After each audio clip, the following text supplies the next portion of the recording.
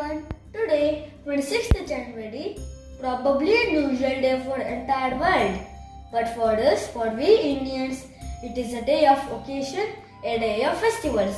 Today in 1950, we Indians got our very own constitution and became a republic country.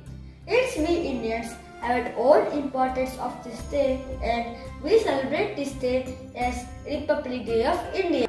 This is the biggest festival of sacrifice of our freedom fighters.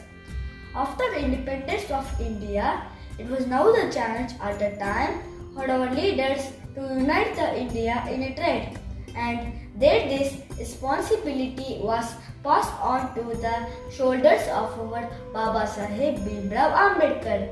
After almost 3 years of hard work of the Constitution Assembly, they came up with that historic and longest written constitution, and then on 26th January 1950, it was implemented in Pan-India, after which we became a republic country.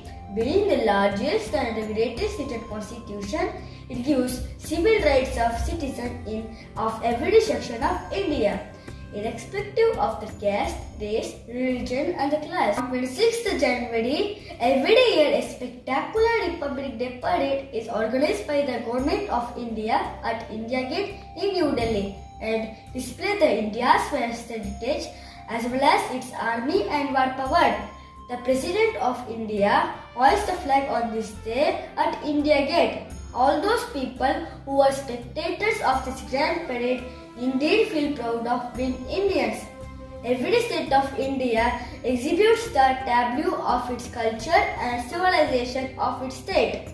This is a day of remembering our freedom fighters, our great leaders, our soldiers who have sacrificed their life happily for the sake of India and Indians.